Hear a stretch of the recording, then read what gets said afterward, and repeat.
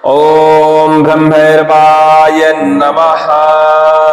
ओम काली काली महाकाली कालिके परमेश्वरी सर्वानंद करे देवी नारायणी नमस्तुते। ओम काला कालाय विद्महे कालातीथाय धीमहि तन्नो काल भैरवः प्रचोदयात्। सभी लोगों को जय श्री राम, जय हनुमान जी महाराज। इस कराल काल कलयुग में देखिए शत्रुओं से सभी परेशान हैं। हमने अनेकानेक वीडियो में बताया है शत्रु नाश करने के लिए भैरव महाराज विशेष जाने जाते हैं, या कहा जाए तो निर्णय के देवता भी माने जाते हैं। जो गलत करता है उसे भैरव महाराज सजा अवश्य ही देते हैं। यदि कोई शत्रु ऐसा है जो बार बार आपके पीठ पीछे घात करता है, बार बार प्रताड़ित करता है, आप कुछ भी नहीं करते तब भी वह टोने टोटकी की बाधा का प्रयोग करता है। तरह तरह के मरण मूठ, वशीकरण, उच्चाटन, बंधन जैसे तंत्रों का प्रयोग करता है। भैरव महाराज का आज हम एक ऐसा मंत्र का विधि विधान बताने वाले हैं जो कि बहुत छोटा सा विधि विधान है, सब कोई कर सकता है। इस विधि विधान से किसी भी प्रकार के शत्रु का समन किया जा सकता है और कहा जाता है कि इस मंत्र का जैसे ही आप प्रयोग करते हैं 24 दिन के अंदर ही शत्रु का समन होना शुरू हो जाता है और 41वें दिन शत्रु का विनाश चरम सीमा पर पहुंच जाता है। चलिए इस मंत्र का हम आपको विधि विधान बताते हैं। उससे पहले मंत्र की थोड़ी सी जानकारी देते हैं। यह मंत्र भैरव शत्रुनाशक स्त्रोत से लिया गया है और खाली यह मंत्र इतना शक्तिशाली है कि इस मंत्र को यदि आप श्रवण भर करते हैं तो आपके शरीर में एक अनोखी ऊर्जा जागृत होती है। सभी प्रकार के शत्रुओं का भय खत्म होता है। यदि आप तंत्र शत्रु, प्रेत शत्रु, नकारात्मक ऊर्जा शत्रु से भी परेशान हैं, तब भी यह मंत्र आपकी सुरक्षा करता है और आपके समस्त प्रकार के शत्रुओं का विनाश करता है। चलिए मंत्र को एक बार श्रवण कराते हैं और फिर इसकी हम विधि विधान बताते हैं। छोटा सा उपाय है और छोटा सा उपाय करके आप समस्त प्रकार के शत्रुओं से मुक्ति पा सकते हैं। चाहे तंत्र शत्रु हो, चाहे जिंदा शत्रु हो, चाहे भूत शत्रु हो। हमने बताया भैरव महाराज सभी प्रकार के शत्रुओं का विनाश कर देते हैं। जो भैरव महाराज के बारे में जानते हैं वो इस मंत्र की महिमा को भी समझते होंगे कि कितना खतरनाक और कितना शक्तिशाली मंत्र माना जाता है। मंत्र को प्रयोग करने से पहले मंत्र को सिद्ध करना आवश्यक होता है, लेकिन यह मंत्र लगभग आधा मंत्र अपने आप में ही स्वयं सिद्धित है, इसलिए ज्यादा परेशान होने की जरूरत नहीं है। सीधा आपको अपने पूजा में विधि विधान में बैठना है और इस मंत्र का जापन करना है। छोटी सी क्रिया है, उस क्रिया को आपको करना जरूरी है। चलिए अब मंत्र का श्रवण करते हैं और फिर हम इसकी विधि बताते हैं। मंत्र प्रयोग करने से पहले, जप करने से पहले मंत्र को कंठस्थ करना अनिवार्य है, तो मंत्र को कंठस्थ जरूर कर लीजिएगा। इस मंत्र का हमने श्रवण भी उपलब्ध कराया है जो कि इस वीडियो के रिलीज होने से पहले आपको हमारे इस चैनल पर मिल जाएगा। चलिए ओम विभूति भूति नाशाय दुष्ट क्षय कारकम विकराल भैरवाय नमः। सर्व दुष्टि विनाशिनम शिविकम सर्व कार्य सिद्धिम कुरु। ओम विकराल भैरव बटुक भैरव भूत भैरव महाभैरव महाभय विनाशिनम देवता सर्व सिद्धिर्भवेत्। ओम काल भैरव शमशान भैरव काल रूप काल भैरव मेरो बैरी तिरो आहार रे काढ़ी कलेजा चखन करो कट कट। ओम विकराल भैरव बटुक भैरव भूत भैरव महाभैरव महाभय विनाशिनम देवता सर्व सिद्धिर्भवेत्। ओम ब्रह्मैर्वाय नमः। इस तरह का छोटा सा मंत्र है, लगभग 4 से 6 कड़ियां इस मंत्र की हैं और बड़ा सुंदर मंत्र है। यदि इस मंत्र को आप सासुर जापन करते हैं तो समझ लीजिए फल मिलने में ज्यादा देर नहीं लगती, क्योंकि जब हम किसी भी मंत्र को सासुर जाप करते हैं तो उस इष्ट की छवि अपने आप ही हमारे दिमाग में गूंजने लगती है। हमारे शरीर का आलसपन दूर हो जाता है। बार बार जो हमारी साधना में रुकावट होती है उसका कारण यही होता है कि मंत्र का हम संख्या गिन के जप करते हैं कि हमको इसकी 11 माला जप करनी है, इसकी 12 माला जप करनी है और लगे जपते रहते कितने जल्दी पूरा हो जाए मेरा। मतलब कितनी जल्दी पूरा हो जाए मेरा मंत्र। तो इस चक्कर में आपका मन बहुत ज्यादा विचलित हो जाता है, और जब मन विचलित होता है तो शरीर में जम्हाई आना, आलसीपन दौड़ना, नींद का भरना, ये तमाम प्रकार के लक्षण शरीर में पैदा हो जाते हैं। और मंत्र को यदि आप सांसों जापन करने का प्रयास करें, तेज बोलने की जरूरत नहीं है, मन ही मन आप करिए ना, ओम विभूति मोति नाशाय दुष्ट क्षय कार्यकम, एकदम मंद स्वर में अपने मन में आवाज गूंजनी चाहिए। इस तरह बढ़िया मंद स्वर में मंत्र का आप जापन करें, आलसी कभी नहीं भरेगी और कभी भी आपको नींद नहीं सताएगी किसी भी जब साधना करते समय। चलिए अब इस मंत्र का हम आपको विधि विधान बता देते हैं। वैसे तो इसका भैरव अष्टमी के दिन, कालाष्टमी के दिन प्रयोग किया जाता है, तो आप देख लीजिएगा कैलेंडर में, पत्रक में कि कालाष्टमी कब है, भैरव अष्टमी कब है, तो इस तरह आप उस दिन इस मंत्र का प्रयोग कर सकते हैं। लेकिन यदि आपको मुहूर्त का ज्यादा इंतजार नहीं करना है तो किसी भी अमावस्या के दिन इस मंत्र का आप प्रयोग कर सकते हैं। सर्वप्रथम भैरव महाराज का एक चित्र देख लीजिए, चित्र स्थापित करिए किसी पटे के ऊपर, और पटे के ऊपर काला वस्त्र जरूर बिछा होना चाहिए। और ये जहाँ क्रिया करें वह घर से थोड़ा सा दूर हो, प्रयास करें कि एकांत हो, परिवार के सदस्य तो वहाँ होवे ही न करें, और जनमानस भी कम हो, शोरगोल कम हो, सिर्फ आपकी आवाज़ ही आपको सुनाई दे, अन्य किसी व्यक्ति की आपको आवाज़ सुनाई ना दे, ऐसी जगह का आप इस्तेमाल करें।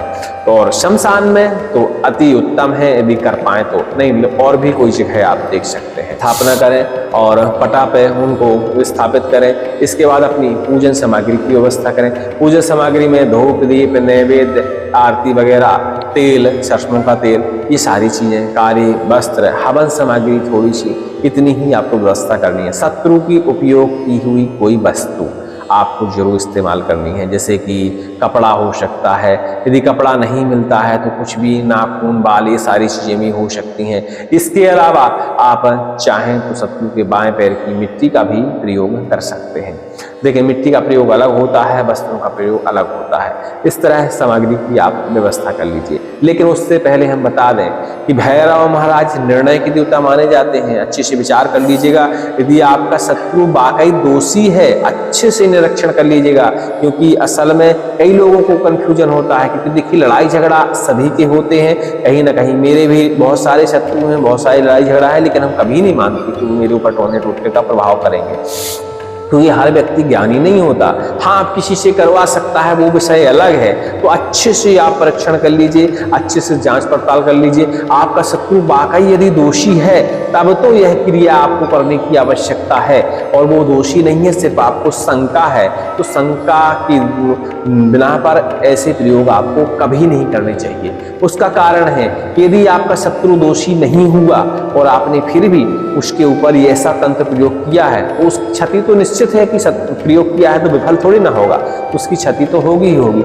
लेकिन जितनी क्षति उसकी होगी उतनी ही क्षति आपकी भी होगी, क्योंकि कुछ देवी देवताओं में ऐसा होता है, जिस शनि महाराज भी निर्णय के इष्ट माने जाते हैं, काल भैरव भी निर्णय के इष्ट माने जाते हैं, गलत और सही के इष्ट माने जाते हैं। तो ये लोग देखते हैं कि कहाँ कौन दोषी है, कितनी उसको सजा मिलनी चाहिए। तो समझ लीजिए कि यदि वो दोषी नहीं है और आप जबरदस्ती उसके प्रति ऐसी मंत्र का प्रयोग कर रहे हैं, जितनी सजा उसे मिलेगी उतनी आपको भी मिलेगी। तो ये सारी चीजें विचार करने के बाद, अच्छी तरह सोचने समझने के बाद ही इस मंत्र का इस तरह जैसा हम बता रहे हैं प्रयोग करना चाहिए, अन्यथा नहीं करना चाहिए। और आपको पक्का यकीन है कि वो फुल दोषी है, मैं तो दोषी हूँ ही नहीं, मैंने तो कुछ किया ही नहीं है, तब आप निसंकोच ऐसे मंत्रों का प्रयोग करेंगे तो सिर्फ शत्रु के ऊपर घात होगा। ठीक है, लेकिन भैरव महाराज से प्रार्थना करिएगा कि दंड उतना ही दें जितना जायज हो, ऐसा नहीं, जनहानि नहीं करनी चाहिए, उतना ही दंड दें जितने में सामने वाला व्यक्ति समझ जाए, बस। इसके अलावा आप प्रार्थना करने के बाद भगवान भैरव का विधि विधान से पूजन करें। पहले उन पर स्नान कराएं, अक्षत पुष्प चढ़ाएं, इसके बाद धूप, दीप, नैवेद्य आदि चीजें दिखाएं और रुद्राक्ष की माला के साथ इस मंत्र का जापन करें। कितना जप करना चाहिए? वैसे तो 541 बार इस मंत्र का जप करें। तो आप माला में देख लीजिएगा कैसे 41 बार करेंगे, कैसी गिनती करेंगे वो आप देख लीजिएगा। 541 बार इस मंत्र का जप करने के बाद आप 51 बार खाली इसका आप हवन करें। और हवन काहे से करें? शुद्ध हवन सामग्री से। पलाश की लकड़ी में आप कर दीजिए, नीम की लकड़ी भी उसमें मिला लीजिए थोड़ी सी। और हवन सामग्री तो बाजार में आसानी से मिल ही जाती है, लेकिन इस समय घी नहीं डालना है, इसमें आपको डालना है हवन सामग्री में सरसों का तेल।